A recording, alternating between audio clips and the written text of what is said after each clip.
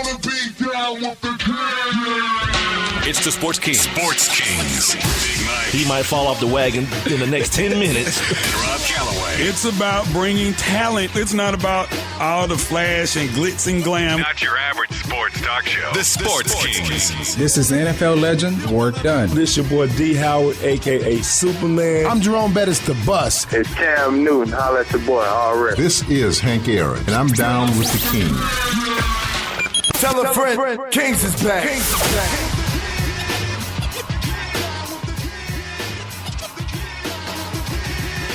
Yes, we're back. We are back for hour number 2 of the Sports Kings podcast. I am Big Mike. Got my partner Rob Calloway with me. We're being heard via Spreaker.com. That's Spreaker. Please spread the word. Tell a friend to tell a friend to tell a friend. We're also on the Instagram, Twitter, and Facebook scene at Sports Kings Live.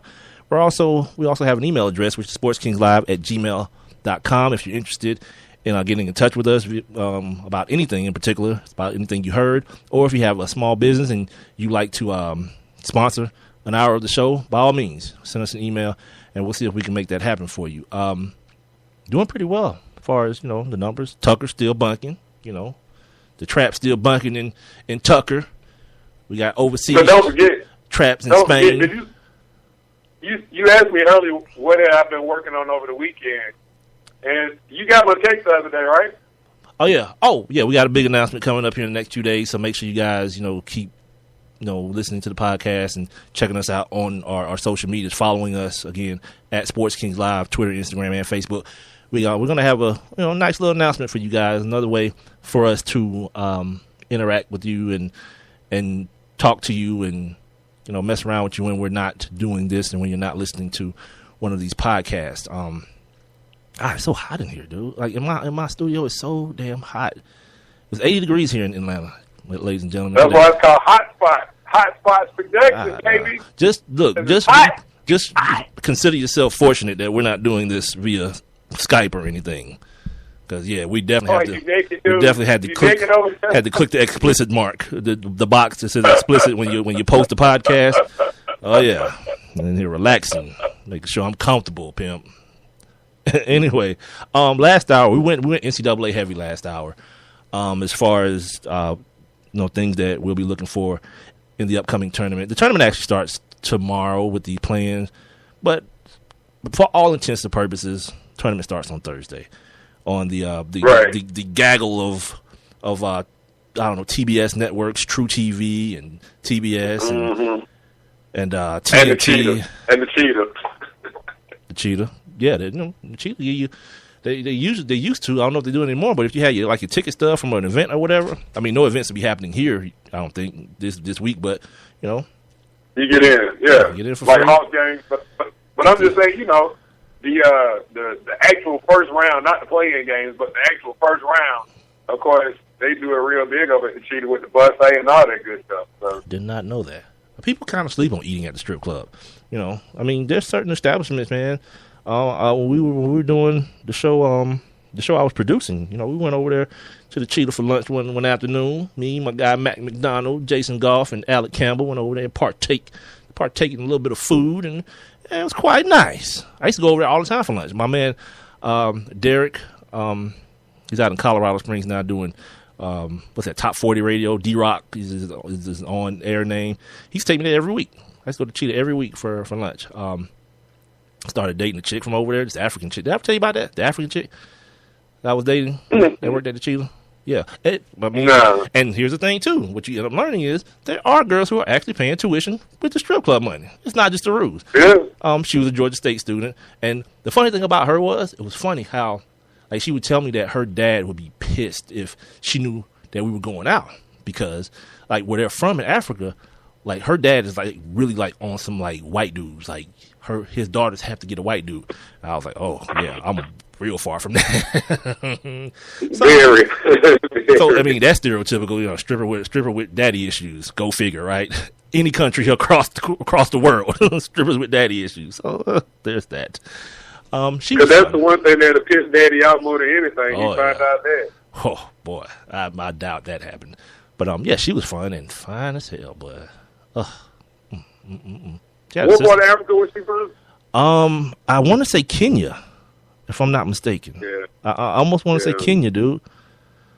Yeah, that was in my younger days. That was like dang, you realize that was like 10 years ago?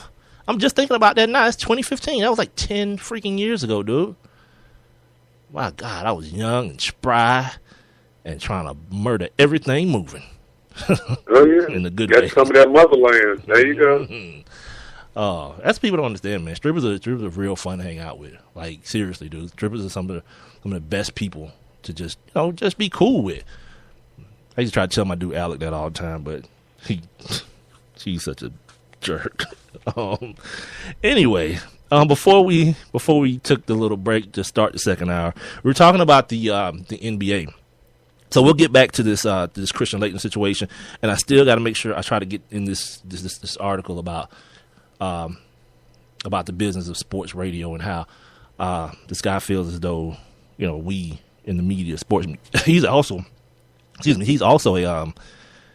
a sports broadcaster. His name is Dylan, Dylan, Gwynn, Gwinn, and he's kind of like opening up Pandora's box. And it's like some things that I agree with him on, some things that I know Rob does, because Rob has actually said some of the things this dude says, which actually brought my attention to the article. And the thing about it too, it's not time sensitive. So if we don't get to it today, I'll keep moving it over in my notes, like I do with a lot of things. And when we have a slower day, it'll be to me something good for good conversation. But back to the NBA. I talked about, during the break, I was talking to Rob about Russell Westbrook, and Rob mentioned during the closing minutes of last hour that Russ was polying for his triple-double. And to me, again, the only problem I have is that my man just owned it. Yeah. I mean, it's important to you. Like, people should understand that you are thinking about that while you're on the court. And it's not wholeheartedly a selfish thing. You know what I mean? It's something that, you're doing, your activity and the things that you're doing it to help your team. And if people didn't see the actual play that was in question, it was actually a tip. A ball came off the rim. He tipped it in an attempt, but I think tip it into his own goal, and he missed it. And it was rebounded by someone of the opposite team. And I heard the case made today that, and here's a perfect thing. Rob, you know about this. Moses Malone used to do the whole tip drill thing. Ended up with like 19 rebounds, and like 7 of them came on one play. You know what I mean? Because he just kept tipping the ball up to himself. And then the other case that was made was on the same note was that had he tipped it in, it would have been a field goal attempt, a field goal made, and an offensive rebound. It's just the fact that he missed it. So by all means, I mean whether him polying for it and getting it got him the rebound, it was still right. Like it wasn't like he went and slipped somebody 100. Like, hey man, why don't you just throw the rebound on there for me? No, once you see the play, it's accurate. It's accurate scoring. It wasn't an actual rebound, although it was just a tip. To me, the argument that had he made the shot, it would have been all three of those things: a make, an attempt, and a rebound, an offensive rebound. But because he missed it, you don't give him the rebound. Nah, I think it was correct, and my man got his 7th, 8th triple double of the season. Yesterday, also, Blake Griffin came back, Rob. Yeah, Blake Griffin came back off of his he did. His elbow surgery. Had some bursitis going on, but from what they were reporting, also while he was out there, he had an existing elbow situation, which they just went in and while he was in there, went on ahead and cleaned it out while they were cleaning out the bursitis and the infection and whatnot. So he had his first game back yesterday. He looked pretty active, but kind of out of control at points in the game. You could hear Big Baby was mic'd up yesterday telling him, "Hey, big dog, breathe through your nose and out through your mouth." Then the next picture they show a big Baby Davis. He's in their mouth wide open, just right. Just big fat boy mouth open type thing. So that was entertaining yesterday. But yeah, the Clippers are getting whole. Jamal Crawford's still out with, I think, a calf injury. So they're still trying to figure out the bench situation without him, which is, he's pretty much what they have coming off the bench. But he should be back. He had the same injury last year for a minute, so he should be back definitely within the next, he's got like 13, 14 games left in the season before the playoffs start. He'll definitely be back before the playoffs start. And They'll be at full strength. Here's something big also. I think it's big. Serge Ibaka is going to be out for a couple weeks with a knee situation, man. And it's big to me because for two reasons. Obviously the Oklahoma City Thunder are, for lack of a better word, scoreboard watching. They're in a very, very tight race with the Pelicans. And this kid, Anthony Davis, is ignorant. And I don't mean he's stupid. I mean his game is ignorant. 36, 14, 9, and 7. Run that. That's Hakeem Olajuwon-ish. That's David Robinson-ish type stuff. You know what I mean? This dude is filling up every category of the stat sheet. And is anybody paying attention? This is his third year out of Kentucky. Only his third. And previous to playing at Kentucky, this dude was a guard. He had like a 6, 7, 8-inch growth spurt and became a power forward / center. The brow. Yeah, it's I can dig his game. You know, I can dig it, man. Here's what I can't dig. He gets those things arched now. Like they're like his real trademark now, and now he's getting those things. Like, just Google a recent picture of Anthony Davis. He's getting those things arched. What you know? I mean, look, man. If that's gonna be his signature, I mean. You know, I don't know how to feel about it. I don't know how to feel about dudes getting their eyebrows arched. Well, he ain't the first one. Well, of course not. But he's probably the most famous, though, as far as ball players. I don't know. I mean, because like I said, I just don't be checking out these boys' eyebrows. I think Dwayne Wade gets his done. Dwayne Wade do everything. He do everything. I'm not gonna. Gabrielle make him do everything. I'm not gonna say that either. Like, if me and Dwayne can be down with anything, it's the fact that I'm pretty sure she don't run the relationship. Like, if you're Dwayne Wade and you can cheat on this broad and make a baby while you cheating, baby. And then she come back and say it was my fault. What? Hey, I'm giving Dwayne Wade air that right now. He ain't even here. Just I think she got some. Yeah, she got some issues herself. Player. Like, yeah. No, I'd rather give Dwayne the credit for that. Do your thing. Do your thing, pimp. And I know you probably haven't watched it, but that TV show she has, being Mary Jane, it's kind of like, I didn't know she was on TV. Based on everything that happens in that show, it's almost like that's her real life, dude. Well, good for her. You know what I'm saying? Like being just, you know, her relationship life has just been an L. You know what I'm saying? Like, she is taking a lot of L's personally.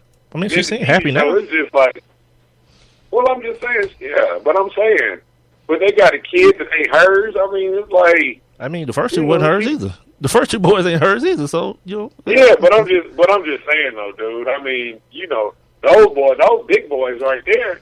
And then, you know, y'all take a break and he have a kid, and then now y'all back together, and now you got to accept the kid. Like, that's an L. Like, boy, what? You know what I've always, that is an L. What I've learned to do, or to not do. I don't judge anybody else's happiness. Well, no, I ain't judging, because I'm saying that is an L. As far as but think about it like this: as far as relationships go, we all go through things that we need to be forgiven for from our spouses or our significant others. Now, some may be big, like having a kid, you know, or some may be small, like, you know, I don't know, leaving the cap off the toothpaste or something. But in every situation, yeah, whatever. You know, we all have certain situations, and if that woman has found her way to forgive him, I said the same thing a couple weeks ago, didn't I, about Brianna and Chris Brown? Like, I don't give a damn what he did to her. Like, all these people who were like fake mad about it. Oh, I can't believe he did that. Guess what? She forgave him. Ray Rice's wife forgave him. Like, that's the space that they in. And if they were able to come out of that bad situation and find happiness, my man. Because you know what happiness is? It's a commodity, man, and everybody don't have it. Oh, yeah. If she finds it, but I tell you what, I appreciate the happiness of their relationship, you know, that allows her to take these nudies and send to him. Because when all that hacking started going on, like, boy, like, I really got to load up the space bank, dude. Like, hey. See, now here's the part of the show, ladies and gentlemen, where Rob turns into Creepy Rob Lowe. Hi, I'm Creepy Rob Lowe. And I have DirecTV. Hey. Yeah, exactly. He turns into Creepy Rob Lowe. Hey, Gabrielle Union. Hey, boy, you know who I was most impressed with, though? That damn Jill Scott. Well, I was like, whoa, that's what Jill Scott look like naked? Like, oh.